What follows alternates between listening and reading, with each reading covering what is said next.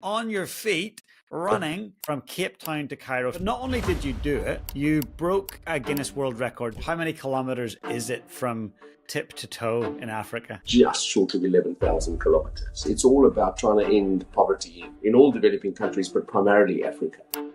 Poverty robs you of the ability of fulfilling your potential. When we got held hostage, I got hit on the head with a live hand, I think it was live hand grenade. Nobody's going to find you until they want you to be found. South Africa has had independence for more than 30 years now. We have not done well enough. Sorry, it's not good enough. So you can't build a healthy society on a broken economy. We don't need to fight. We don't need to burn tires. We don't need to riot. The starting point for reducing poverty is economic growth. Today, you're going to meet the Rainbow Runner. He's a legend from South Africa. Keith Boyd ran from Cape Town to Cairo. That's right, the length of Africa. And he wasn't a runner prior, and this is almost 11,000 kilometers.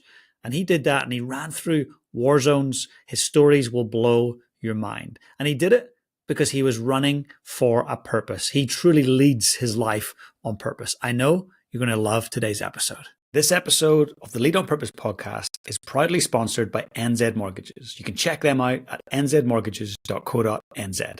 Keith, a huge welcome to the Lead on Purpose podcast. Thanks, James. Great to be here. Oh, absolute honor to have you on the show. Cape Town to Cairo. What on earth possessed you to do such a mission on your feet, running from Cape Town to Cairo? For those that don't know, Africa is a massive, massive continent, and you traversed it by foot. First of all, why would you do such a thing? Yeah, well, kind of at my age, it's a bit of a burning platform, if you know what I mean. I'm on the dark side of the hill, so I'm not getting stronger every year. So I've been thinking about doing something interesting for a while that would give the NGO that I founded, pro-democracy, youth voter education NGO, kind of a platform. And this seemed like a really great way of doing that to me. Maybe I was wrong, but it seemed like a great. The fact that you did it's the reason we're chatting, and so many other things that have unfolded because you did that. So it certainly has served that purpose. But not only did you do it, you broke a Guinness World Record doing it. Isn't that right? Yeah, absolutely. Yeah, it was a 26-year-old Guinness World Record from 1998. Was 318 days from Cape Town to Cairo by a much younger Brit, Nicholas Bourne. And he held the record for 26 years. And I just think that's really it. If you want to show that you're a great runner, this is not the route to go for. If you want to show that you're a great runner, and you really are a great runner, which I'm not, I want to be clear, is you'd pick the tar roads of Europe or the USA or something like that, and then you can get out there, because logistically it's far easier. You can get a fast food restaurant here and accommodation there, and security is better. And so this is not a journey where you're going to come up with the highest average daily run numbers, because just logistically it really gets tough in parts, But it had to be in Africa, because this is an African story, and it's all about trying to end poverty in all developing countries, but primarily Africa. And so just kind of joining up the whole continent from Cape Town to Cairo just seemed like a good idea. Yeah. It's phenomenal. Now, most people would think that that's an extreme idea. It's too scary. I'm not going to do it. So were you an avid, passionate, long-distance runner before you decided to do it? Hate running, James. Hate it. I'm telling you, man. I think I might recover and I might really fall in love with it again. But no, look, in my business life as an entrepreneur and investor in Africa, I could always fit a pair of running shoes into my carry-on bag for an aeroplane, and I would never travel with check-in luggage from a timing point of view. And I've had incidents with losing luggage, so it would be a carry-on bag, and you can fit a pair of running shoes in there. So no matter where you were staying, you'd be able to get some exercise, and that's really kept my head on my shoulders. It kept me sane and helped me manage stress.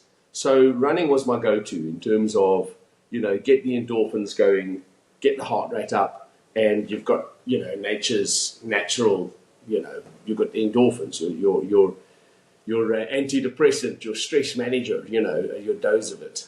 So that was really where I guess it started for me.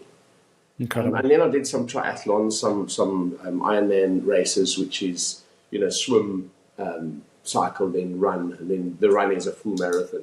But I'd never run more than a full marathon in one go in my life. I'd never run more than the standard 42.2 kilometers, And just give me a rough indication, how many kilometers is it from tip to toe in Africa?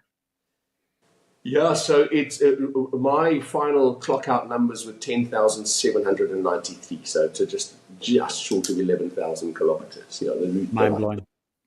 And it was interesting because you could theoretically navigate a path that is under 10,000 kilometers, theoretically. But then we had the war in Sudan, so I couldn't go through Khartoum, so I had to skirt right around on the eastern side of Sudan.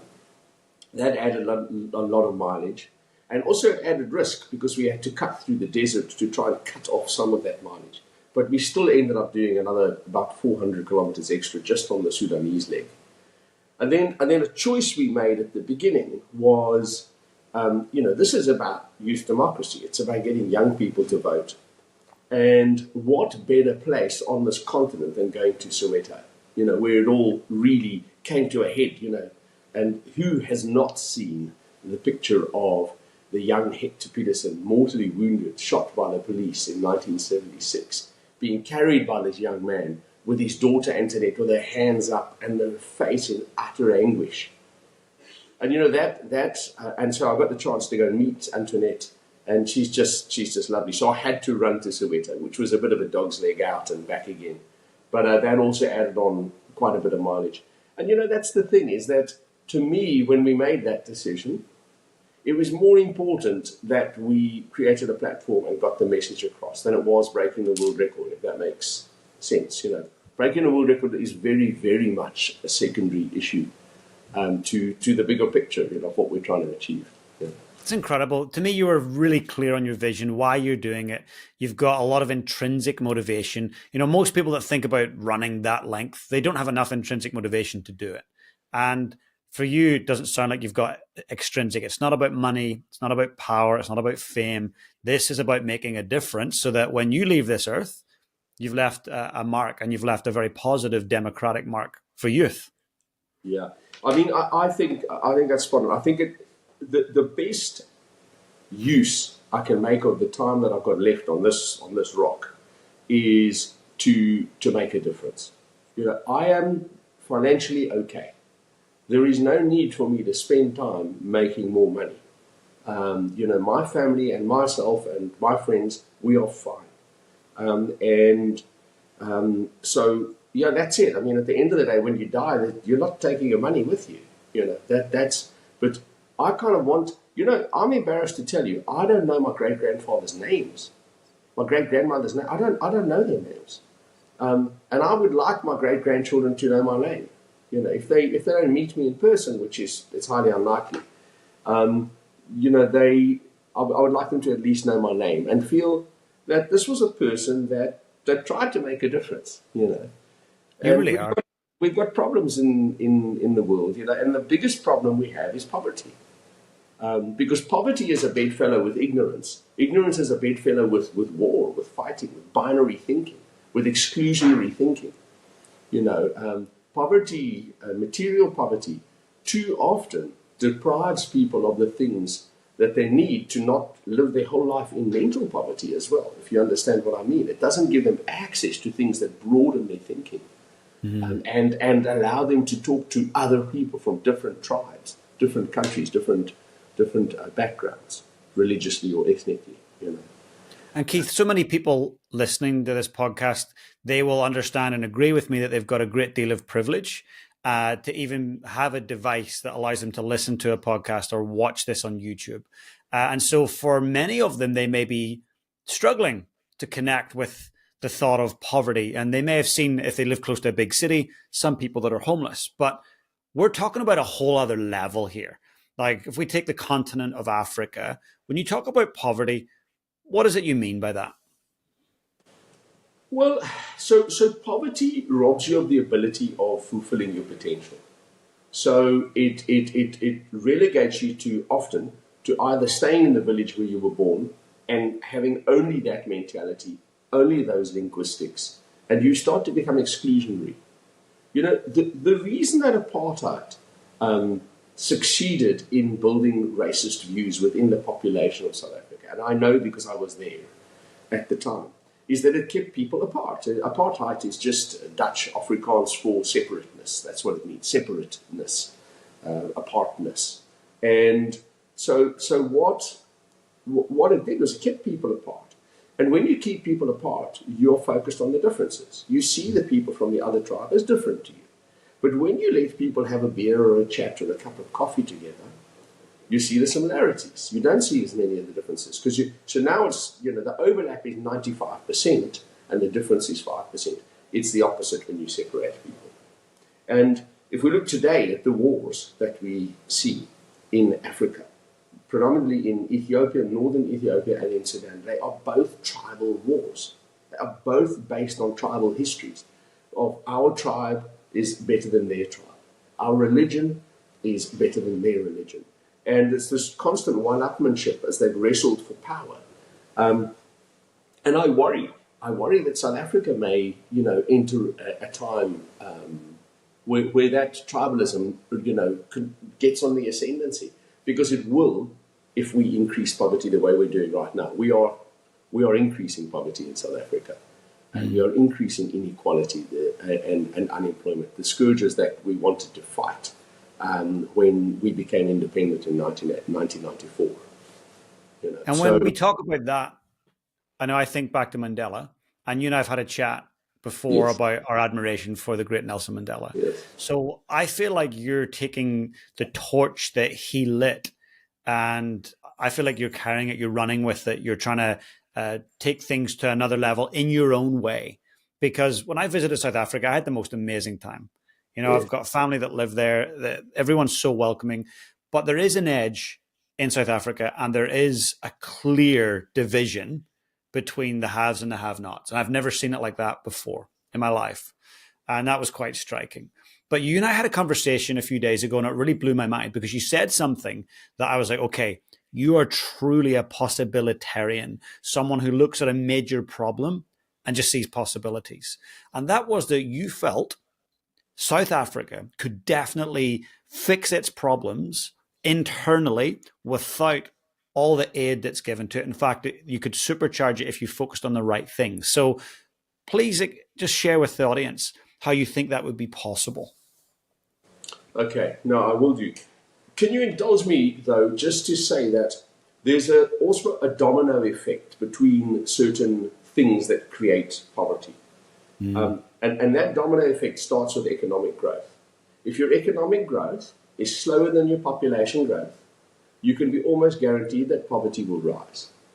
Because unemployment will rise. Because you suddenly have more people than you have new jobs being created. Because more population growth than economic growth. So if you start, that's the genesis. That is the starting point for reducing poverty, is economic growth.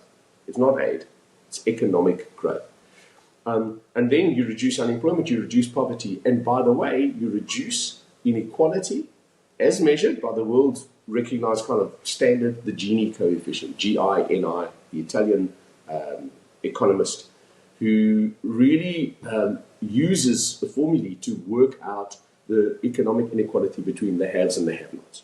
Now, South Africa is at number one spot in the world now, 0.63 in the latest set of numbers, which is dreadful because that was the main thing that we tried to fix in South Africa. But what does 0.63 mean? What does that actually mean? Well, it means you're very unequal. It means the difference between the haves and the have-nots is the biggest in the world. So the higher the number, I beg your pardon, it goes between 0 and 1, and the higher the number, the more unequal your society. Anything over 0.5, you're in a bad space. 0.60 is just off the charts bad. We are head and shoulders above anybody else in the world, any other country. And remember, we were using black economic empowerment to fix inequality. But what we did was we circumvented the layers below. You've got to build economic growth, and economic growth is built on a platform of state services that work. It's built on a platform of a government that is trusted by international and local investors, because you need constant investment, transport, infrastructure, etc. And if there's a deficit of trust in the leaders that we elect in South Africa, then there's going to be a deficit of investment, and there's going to be a deficit in economic growth. So it's that simple. It really is simple. Let's not make it more complicated. It's just silly to make it more complicated. Yes, there are some sets of issues like, do we need more education available to the population? Yes, we do. But that's a subset, because once you grow your economy, you grow your tax base. That means the Treasury has far more money to spend on education, healthcare, pensions, social grants, and so on. And there are less people that require assistance because they've got their own jobs now, and they've got a sense of fulfillment. And your crime plummets, so there's less need to have police on the streets. So it's a very virtuous cycle that you get into. And so to answer your question, South Africa, if its economy was right-sized, so its economy now is 65% of the size it needs to be. Why do I say that? Because we only have 65% of the jobs we need. So if we're only collecting 65% of the taxes we could otherwise collect. If the economy was right-sized, had we grown the economy by an extra 1.5% a year over the last 30 years, our economy would be 56% bigger. We'd have all the jobs we needed, and we'd have additional taxes of more than $60 billion a year. More than 60 billion extra, on top of the existing 110 billion that we collect a year. We'd have another $60 billion. I mean, that's just enormous. You're talking that'll build you somewhere around about 5 million houses a year for people who need them. I mean, you don't need 5 million houses a year, but I'll use that just to illustrate the enormous sum of money that is. And so the answer lies in the hands of South Africans. It doesn't lie offshore, because what we can say is, thanks to Nelson Mandela, Walter Sisulu, Govan Mbeki, Desmond Tutu, and Ahmed Kathrada, and all of those heroes, we have a democracy. We really have a democracy. There can be no argument that whatever government is or has been elected in South Africa over the last 30 years has indeed been elected democratically through the will of the people who rocked up and who voted. There's no argument about that if you're with me. So we've got the power, and we've just got to use it. We've got to get good leaders in place, and they'll know exactly what to do. It's not difficult. And I love that you see that as a possibility. I know I've talked to many South Africans who go, nah, it's all too hard. It's never going to change. It certainly won't with that mentality. But what's the number one thing I'm hearing here? What I think I'm hearing is trust. We need to build trust with each other, trust with our leaders. But is that the thing? Is that the number one most important ingredient here, or is there something else I'm missing? No, you're right. It is the number one ingredient. But let me explain from the other side of the fence. I'm now a socioeconomic activist. So I repurposed myself and said, what can I do with the last 20 years of my life? I've worked hard. I've been really an investor, an entrepreneur for my life. Let me see if I can do something more useful than that, because I've achieved the goals that I needed to achieve in that area. Now, having lived on that side of the fence, I know what it takes to get investment into Africa, because that was my job, was bringing investments into Africa for a large part of my career. And I've spoken to people in the investment centers in Paris, in London, in New York, in Boston, they will get to the table. Anybody wants to invest in a continent where the youth population is so large and growing so quickly. They want to sell more Coca-Cola, more airtime, more of everything, more technology, more shoes, more clothes, more food. They want to. So you can understand why they'd want to get in. What stops them? Trust, a lack of trust, fear that they're going to invest in a country. And I know, because I was the chief commercial officer in a very large American listed company right at the end of my career. We'd sold our business to them, and I ended up in that role. And there were investments that you were just dying to get into the country, but you saw the political leadership was too weak, too corrupt, and you said, we're not going to go there. And that's where I go again. So we don't make an investment. And the size of investments, the investment that we made in Nigeria was $1.3 billion US. Those are significant investments for Africa. But there were countries where we were looking at similar size investments where we turned them down at the investment committee and said, the risk profile, the trust profile is wrong for us. So really, the word trust in the leadership of a country to, even if they make mistakes, because we're all human, to put their hand up and say, we got it wrong. That's enough. We're not looking for perfection as investors. We're looking for trustworthy people. Makes total sense. And if we go back to, your platform that you used, which was, hey, Cape Town to Cairo, let's talk a little bit about some of the personal distinctions, aha moments, maybe fearful moments. So you went through Sudan, you went through Ethiopia. You're still here, thankfully, but I imagine there's a few scary moments. So were there any moments that were kind of those life-changing, hey, life could end right now moment? Yeah, there were at least 3 of those. If I exclude the almost standing on the cobra in Sudan, Wow, the 4th one, but that was my stupidity. There were 3 events, all happened in northern Ethiopia, unfortunately. So I want to be clear. We had no problems whatsoever till I got north of Nairobi. So everything from Cape Town to the equator, you're fine. Once you hit that equator, the world changes a bit. I don't know why fully. And I'm really, in the book that I'm writing, Running Africa, I'm trying to analyze some of that. What is it that makes the northern part of Africa so macho and so bristling with weapons and aggression and binary thinking about how to fix problems? And why south of the equator does it seem there's a subtler view to controlling power? There's a subtler view to people's human behavior. I'm not certain about that.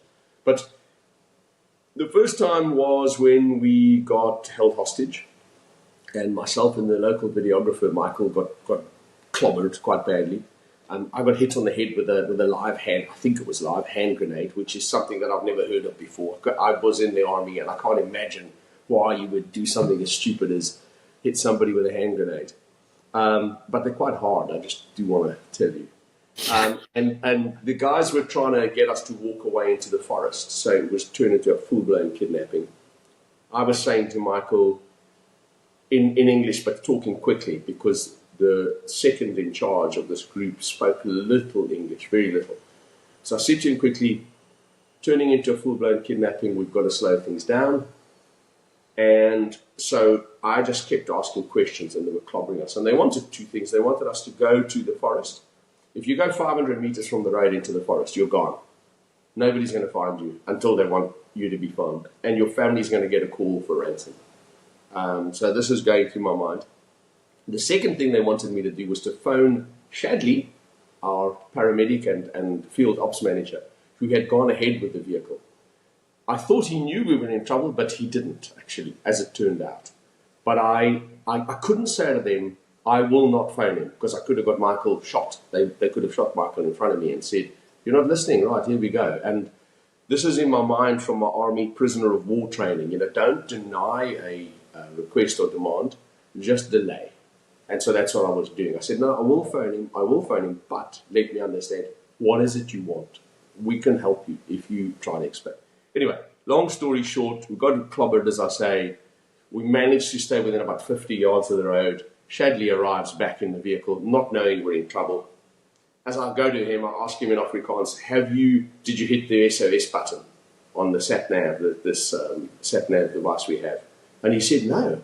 And then it dawned on me that he didn't know we were even in trouble. I thought, oh my word, I've just negotiated our release, basically. The vehicle appears as if out of magic, out of nowhere. I thought we've had it now. They're going to keep the pickup, because they love those pickups, for jumping on the back and having a machine gun on the top. These were rebels or bandits. I still don't know who they were.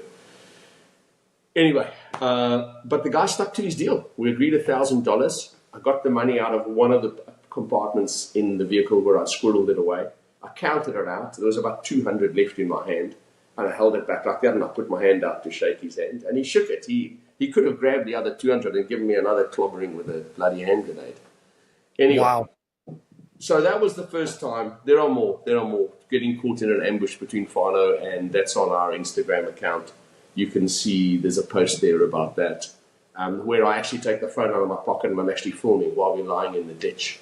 And there's this firefight going on over our heads. It was quite a moment. Unbelievable. And so you've got a mission. You're highlighting that mission through really a personal challenge from Cape Town to Cairo. But on that mission, you're putting your life at risk. To me, go back to Mandela. He stood up at the Rivonia trial and said, "For this, I'm prepared to die." And to a certain extent, you've done the same thing through your actions, said, for what I want South Africa to do, I'm willing to put my body on the line and potentially my life on the line. That's incredible. And when you walk away from, say, the being taken hostage or sitting there in the ditch, what was your perspective of your life's purpose at that point? It's a funny thing, and as I say, in writing the book now, it's given me time to unpack that moment in writing. And it reminded me I was in the ditch because of Nelson Mandela. Do you understand what I mean? I was there because of him. Because when he got released from prison, I was 23 years old. I'm 58 now. And we felt we were on the edge of greatness, this rainbow nation. That's the foundation that I started Rainbow Leaders. It's about, it's about saying to people, you have to put your past behind you. You have to focus on the sameness and not the difference between people. And I just think we've let him down. We've let his generation down because we've stumbled, and it's okay. It's okay. It's not nice. And it's left a lot more people in poverty than should be in poverty today. But, it's a journey, and as he said, he in his book, Long Walk to Freedom, he's saying we've only just started this long walk. He wasn't saying that his life was the long walk. He was saying the long walk has begun with us in 1994, in April 94, with our democratic elections. That's the start of the journey, And it's the same, I've said to my team to be clear, getting to Cairo only provides, and breaking the world record will only provide for us a foundation on which we can now build. Nothing else. We have nothing above ground, much. It's just about getting the foundation, having a platform, if that makes sense. 100%. This is a 20-year journey now, that we're on. It's huge. What a legacy focus for you. And what is interesting, I feel that you really have ignited a movement. And someone like Eliud Kipchoge, who arguably is the most well-known runner on the planet of all time. When I see someone like Eliud stand up with a T-shirt that he has signed for you, sending you a video message, endorsing what you're doing and why you're doing it, to me, that reinforces just how huge a movement you're starting. And yes, you might be literally starting, you're at the starting point of it. But I think there's a groundswell of support here, and it's about tapping into that. Yeah, I think you're right. I mean, as Eliud goes, he is the best example of somebody who could have sent me some encouraging messages. And while I was in Kenya, quite right, he did a video and he wished me all the best and everything. And I've still got the running vest and the shorts. They're a bit figure hugging the running vest for me. But no, it's he's actually the thing that makes it special. He actually is a fantastic human being. You know what I mean? As good as he is a runner, he is as a person. Humble and sincere, and wants to see people make progress in their lives. And there are enough of those people on our continent, in Africa, to make a difference. I do think you're right. There is this pent-up frustration with the fact that we just have not made enough progress. If you look at post-colonial, post-independence countries, and you can argue that apartheid was a brutal form of colonization as well. You look at progress in those countries, we have not done well enough. Sorry, it's not good enough. We've had countries that have been independent for more than 60 years in Africa, and they haven't made 60 years worth of progress. South Africa has had independence for more than 30 years now, and we have definitely not made the progress we could have and we should have made. And I think people have become increasingly frustrated. Many people have immigrated and left South Africa as a result. And these are the people we need. And my hope is we can entice a lot of them back, because we need their capital, their skills, their hearts, their minds to really help to grow the economy. Those are exactly the people we need to get, on aeroplanes and boats back to South Africa. That would be truly incredible. And I meet South Africans every day. So I'm on stages speaking, I'm in working with teams, and I will guarantee you, every time I go meet a company in New Zealand, in Australia, in the UK, wherever I am, there's a South African or many South Africans in those teams. And I always say to them, why did you leave? Would you go back? And right now, the overwhelming rhetoric is no. I left because I didn't see a future. It was dangerous. I had a personal experience where a gun was held to my head, all these stories. And Caroline, my partner, is from South Africa. And I had my first trip there and I was like, my God, this is a beautiful place. And I said, wouldn't it be amazing maybe in 20 years' time, as we start to maybe pull back a little bit in our working lives, to move to Cape Town? And it's kind of like this dream idea. But then the reality kicks in of, but actually, there's an edge there and there's a personal safety issue that we don't have in New Zealand. So that's a big barrier. But I guess that comes down to leadership again and the economy. If the economy was much better and the leadership was much more trusted, crime, as you said, would likely plummet. And it would be more appealing for the likes of us to come and bring our different ideas and skills and money to South Africa. You're right. So statistically, and I love the numbers because numbers tell a story. They're not opinions. Numbers are not based on opinions. They're based on doing some real analysis. The numbers show worldwide that if your unemployment is in the teens, you will have an unmanageable crime problem. So if you took New Zealand's unemployment and you put it up to 16%, believe me, you'd have a crime problem, a really bad one. And there'd be violent crime buried in that as well. Believe me. That is, as human beings, we are not that different. So the numbers are the things that put pressure on society. So you can't build a healthy society on a broken economy. You need a rightful purpose economy on which to build a healthy society. If you bring your unemployment down below 10%, you will not have an unmanageable crime problem. You will not have it. If you look at the crime just within one country, Italy, the southern part, relatively impoverished, that's where the mafia and the organized crime popped up. There was a lack of employment, and that is how it all originated. In the north, not so much so. So even within a country, you're going to find where people have employment and jobs, they're going to be less inclined to be involved in crime because they've got to get up early in the morning at 5, 6 o'clock to get to work. They can't stay up and muck around with drugs and alcohol and get up to all sorts of mischief. So, and I often tell the story about, a guy, Sipho, who would stand at the side of the road. And it's just a story, but I tell you, it's happened to millions. Because he didn't have work, and he was frustrated, and he had dreams. And a guy comes along to him and says, there's 10 rand, will you just take this parcel up the road there? Next thing, the guy's a drug courier, and he's shifting drugs around the place. 3 months down the line, he's got a gun.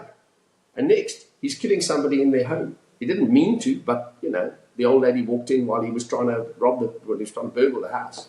So you've taken a kid, Sipho, who was ambitious, wanted a job. All he wanted was purpose in life. He wanted to be able to see he might have a chance of exploring the world, of achieving something with his life. And he found a gang that helped him believe that maybe this was the only way. And suddenly he's a murderer. And he spends his life in prison. There was no need for this. If the economy was right-sized, Sipho would be, a managing director of the company now, not a convicted murderer. It's so interesting you say this. In South Africa, we were driving and we were up in Rustenburg, Northwest. And on the side of the road, there was lots of people. It was 8 a.m. And I said to Caroline, what are they doing? They're just hanging out. She went, no, they're waiting there in the hopes that someone will come and have some work for them, whether it's gardening, painting, whatever it might be. And I mean, I've seen hundreds, in my short time there, hundreds of people actually wanting to work. Sad thing was, most of them were still there at the end of the day. and no work had came. So I see what you're saying. If there was work, we would have people who were industrious, focused on purposeful, meaningful tasks that would give them a direction in their life. Oh, yeah. And if my children were starving, I'm going to tell you, I'd beg first and I'd steal second. Yep. But I cannot stand by and watch my children starve to death. And I think that's the reality, is that if there's any South Africans, any people out there, that don't have that level of empathy in them, then you really need to have a chat with somebody, because you might be a little bit broken inside. I think it's a normal human reaction to feel that, to know that this shouldn't be the way things are. I keep reminding people what we do at rainbowleaders.org.za is, yes, we're trying to get young people to vote because they're disengaged. They're fed up with politics, politicians, corruption, lack of service delivery, lack of job opportunities. What do they say to us when you speak to them? Don't give us a history lesson. Many of them don't know who Steve Biko is. Wow. And he was an activist who was killed in police detention, and the police tried to cover it up. But it was a really big event, and he's still, spoken about lots. But young people, many of them don't know who he is even. They're saying no more history. What we know is that we want jobs, and we don't have them. So what do we need to do to get jobs? And if we can convince them that if you elect good leaders and you hold them accountable, your chance of getting a job in the next 5 to 10 years is going to be far, far greater.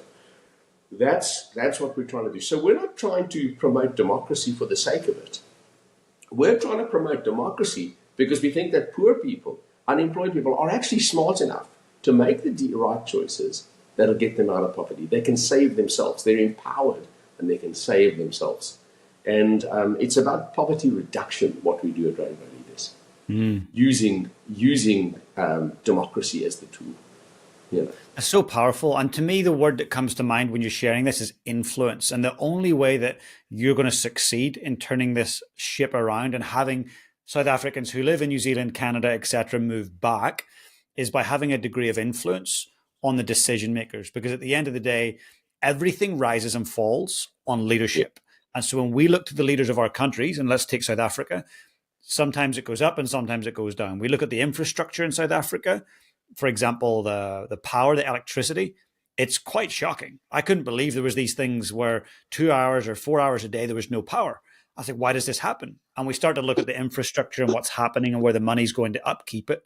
And it comes down to a leadership issue. So my question here is, what's your game plan to develop more influence over the leaders of South Africa? Well, in the old days, there was this cry in South Africa as a raised fist, and it was Amandla, awethu. It means power. Amandla is ours. Awethu is ours. Power is ours. Power belongs to us, the people, which is true in a democracy, actually. But it's quite a bellicose kind of call to action. Fist up, Amandla, awethu. And that chanting would really get people going. What we're saying to young people is now, let's work with that one. We say Amandla, awethu. And the V is for vote. And we don't need to fight. We don't need to burn tires. We don't need to riot. We don't need to do anything violent. We have a perfect tool set built on top of an outstanding constitution in South Africa. There is really no need for bad behavior. But if you don't vote as a young person, that is not an act that is going to make a positive difference. Because what you're going to do is you're going to end up in a civil war potentially in 20 to 30 years' time. Because if poverty continues to rise, in other words, the economy continues to grow slower than the population over time, poverty will rise. That's a guaranteed outcome. And as poverty rises, you get to war. A la Ethiopia, Sudan. I can explain. I promise you. And I get so frustrated when people think that they're somehow special. South Africans think they're special, Americans think they're special, Germans think they're special. Every nation thinks that somehow they're special. You're not. Nobody's special. We're all human beings. We have the same human instincts. We're 99.9% the same. And so our reaction to hardship, to suffering, to poverty is generally the same, which is you start squabbling over the little you have. In Ethiopia, people have so little, and yet they've been fighting over it for years and years and years. As I said, there's another tribal war in the Amhara region now, and the peace agreements for the Tigrayan war, the ink is hardly dry on them, which is another tribe in the northeast, and it's a very impoverished nation, you know. And what's interesting, and I think again there'll be listeners going, but that's Africa. I'm not in Africa right now, and I know we've got African listeners, and I say hello to you all, but I want the listener to also just be challenged in that if the leadership in their country doesn't make right decisions continually, they can slip into the fact that the economy will start to falter and grow a lot slower than the population, and they could be in civil war just as quick. Yeah, exactly. I really think that every government should have as its bullseye, as its central highest scoring key performance indicator is economic growth. You know, when you elect a government, you're going to say, number one, you've got to deliver economic growth. You've got to provide the enablers, because remember, the state provides a lot of those enablers. They set up the legal infrastructure under which businesses register, pay their taxes, and so on. They can create an environment which is conducive to investment because it's efficient. It's efficient in terms of processes. It's efficient in terms of hiring people. It's efficient in terms of your tax base. And so people will be attracted to invest in. So we need to hold governments to account in terms of economic growth, number one indicator. But we don't. We just forget that. We push that aside. We say, how are you doing in healthcare? How are you doing in education? How are you doing in policing? And those are subsets of economic growth, because what makes any of those things we spoke about sustainable is money. Mm-hmm. That's what makes any organization sustainable is having the funds to pay the police, having the funds to build the infrastructure, etc. And so I would encourage everybody to put central to their thinking is any government we elect in any country in the world should be growing our economy faster than our population, at least at the same rate, but hopefully faster.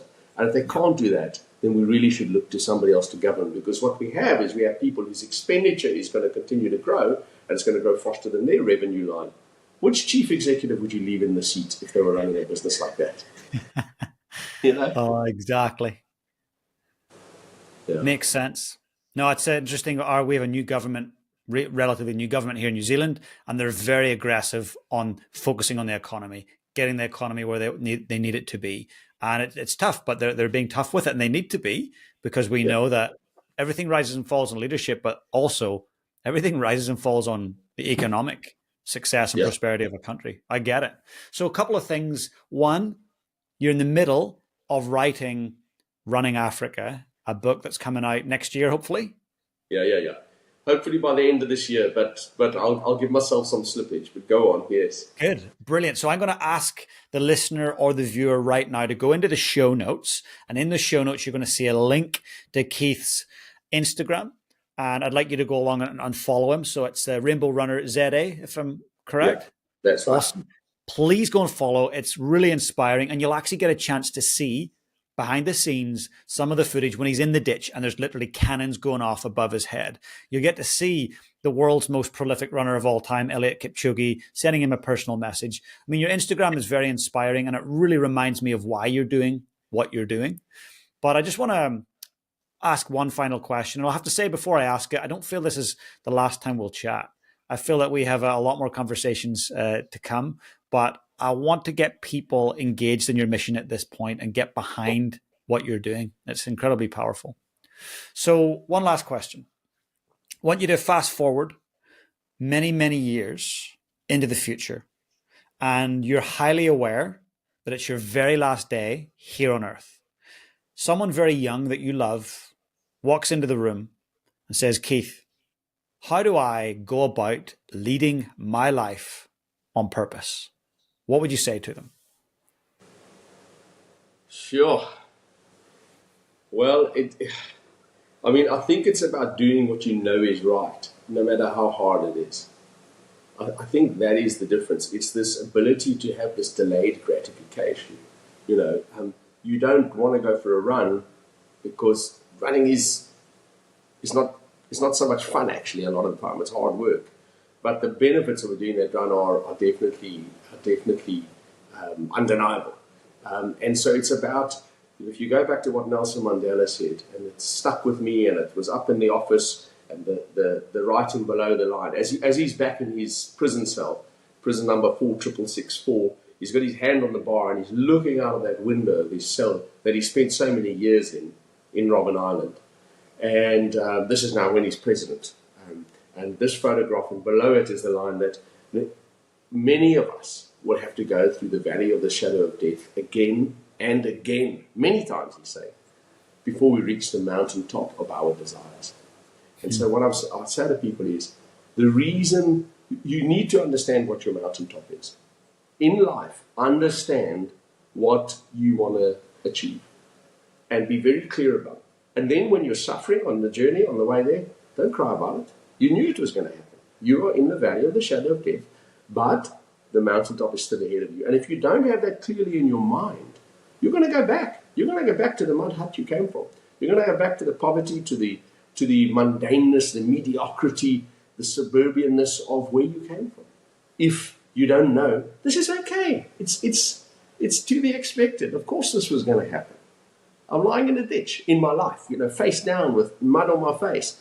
I knew this was going to happen, actually. It's part of the journey. But be clear about what your mountaintop or mountaintops are in life, and then just go for it. Don't look back.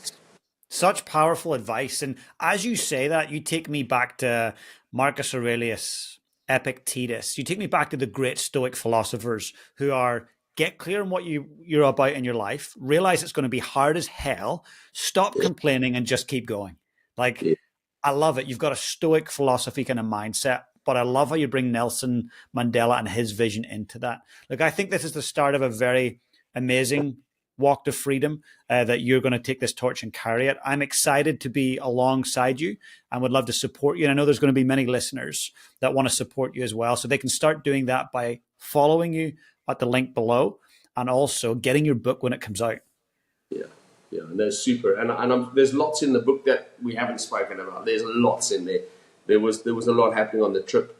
And also the book does, to your point, it gives some hope for the future. I unpack some of the history, how of each of the countries that I traveled through, how did they get to where they are, what are some of the key issues they face today, and what are some of my hopes and suggestions for the future. So it's not just about me running the length of Africa, it's also about, if we want to run Africa properly, are there changes we could make? Incredible. I can't wait to read it. I'll be the first person to buy a copy, that's for sure. I'll send you one. I much appreciate it. Well, Keith, take good care. And as I say, till next time. Great stuff. Thanks, James. Much appreciated. Cheers, folks. This episode of the Lead on Purpose podcast is proudly sponsored by NZ Mortgages. You can check them out at nzmortgages.co.nz.